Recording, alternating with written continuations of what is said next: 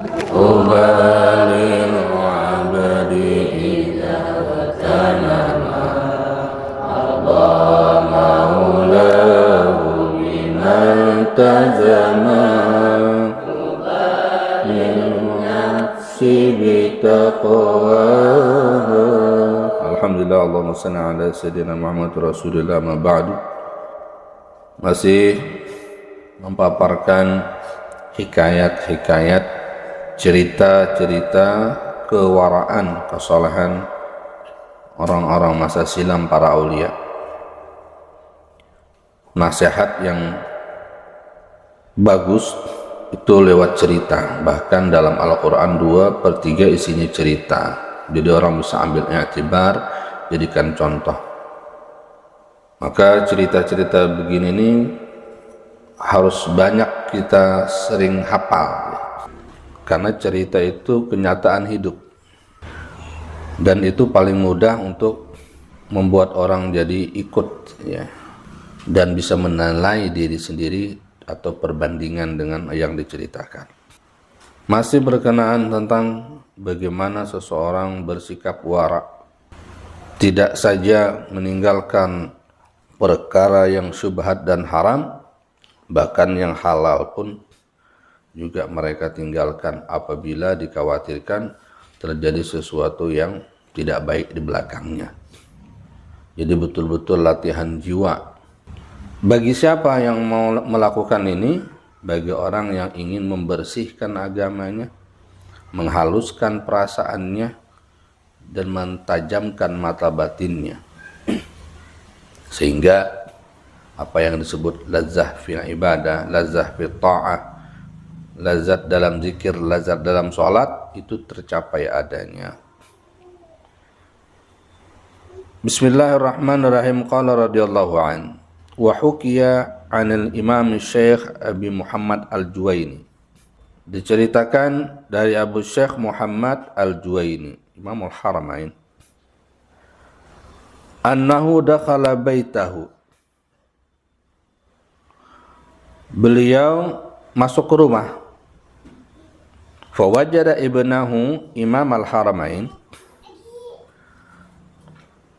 yartadi'u sadya ghairi ummi. Dia temukan anaknya, putranya yang kelak menjadi Imam Al-Haramain, ya. Kalau ini bapaknya Abu Muhammad Al-Juwaini, anaknya yang masih bayi yang kelak bakal jadi Imam Al-Haramain itu ditemukan yartadi'u sadya ghairi ummi, sedang menyusu sama yang bukan ibunya. Jadi ada mungkin saudaranya atau yang namanya guru besar kan, ya. Ibu-ibu kalau ngelihat anak guru nangis, ya apalagi dia juga punya bayi, ya dengan sukarela saja nyusuin anak guru tersebut. Disusuin aja nih bayinya Imam Syekh Abu Muhammad Al-Juwaini. Begitu dilihat putranya disusuin, diminta sama Imam Juwaini putranya itu dari orang tersebut. Faqtatafahu minha. Kalau bahasa ininya direbut, diambil, maksudnya minta lepasin anak saya, taruh situ. taruh situ. Udah. Diambil. Kalau ini mah disamber bahasa itunya. Maksudnya disuruh taruh, ambil sini. Summana kasara sahu. Setelah dilepas putranya itu diambil sama beliau, summana kasara sahu. Dituang, dibalikin, kaki di atas, kepala di bawah. Bayinya tuh apa tuh, dibalik. Wa ma sahabatnahu, lalu sambil diurut-urut di perut si bayinya ini.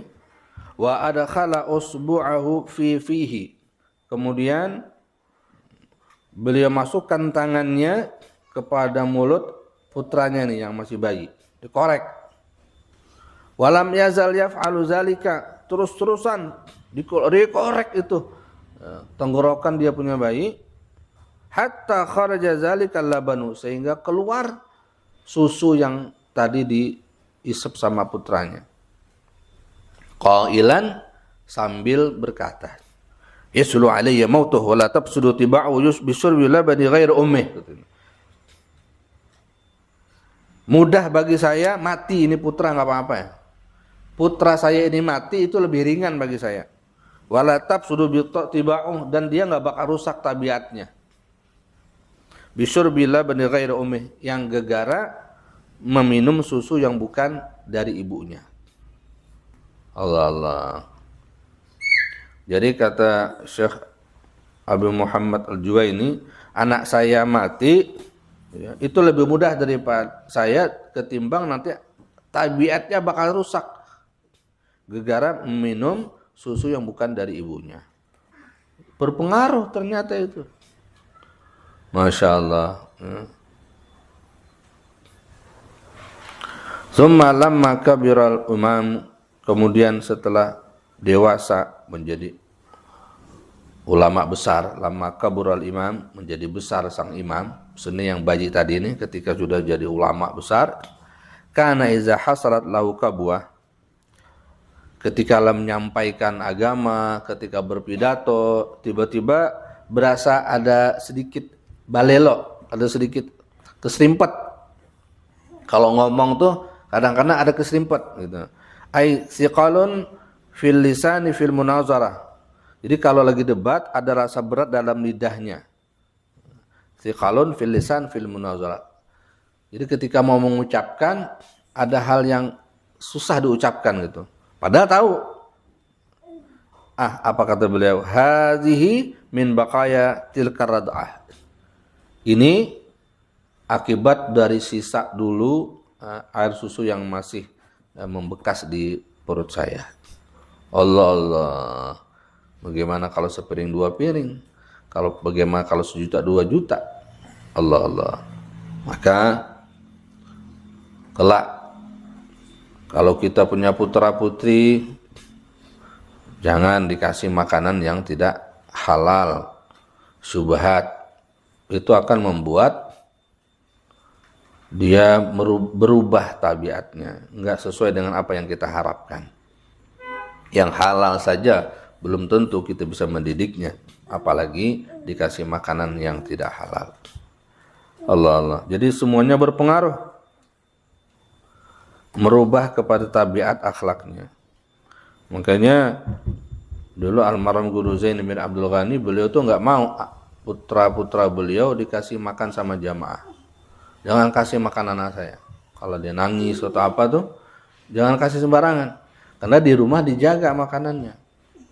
Begitu di jalanan, ada yang kasihan dikasih macam-macam makanan yang tidak terjaga. Jadi tanpa sepengetahuan guru, putra-putrinya sudah berubah tabiatnya gegara makanan. Luar biasa. Habib Ali bin Muhammad bin Husain al-Habsyi, orang tua beliau Habib Muhammad, itu ketika di Makkah itu ditenteng terus, nggak ada lepas. Padahal dididik dalam masa pendidikan, nggak boleh lepas dari orang tuanya. Kalau mau main sama abahnya, main bola, main apa gitu, nggak boleh sama orang lain. Begitu sayangnya orang tua kepada anaknya, dijaga betul agar tidak berpengaruh pergaulannya, apa yang dilihat. Kalau makanan tentu lebih dijaga lagi.